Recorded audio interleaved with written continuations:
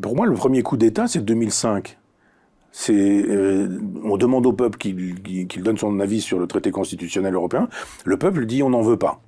Et toute la classe politique, la même, là, qui vote prétendument contre le nazisme, dit en 2008, c'est Sarkozy et c'est Hollande à l'époque, dit traité de Lisbonne, vous l'aurez avec le Congrès. C'est-à-dire les députés et les sénateurs vont voter contre le peuple. Bah ça a commencé, quoi.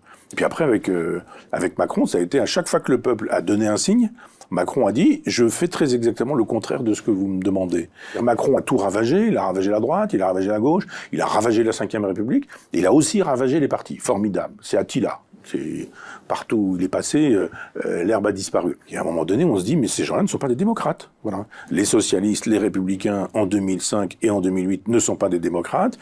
Les gens qui, Macron et les macroniens, font très exactement le contraire de ce que le peuple demande, ne sont pas des démocrates. Et c'est assez inquiétant de voir que nous sombrons dans un refus, dans un déni de démocratie, alors qu'en même temps, ceux qui dénient la démocratie, je viens d'en donner les preuves, sont ceux qui disent que c'est Marine Le Pen qui n'est pas démocrate. C'est formidable. Donc, la Lune le doit. C'est-à-dire, on dit « Ah, mais ne regardez pas de notre côté, parce qu'effectivement, nous, on n'est pas démocrate, parce que c'est là-bas qu'il faut aller voir, c'est Marine Le Pen qui n'est pas démocrate. »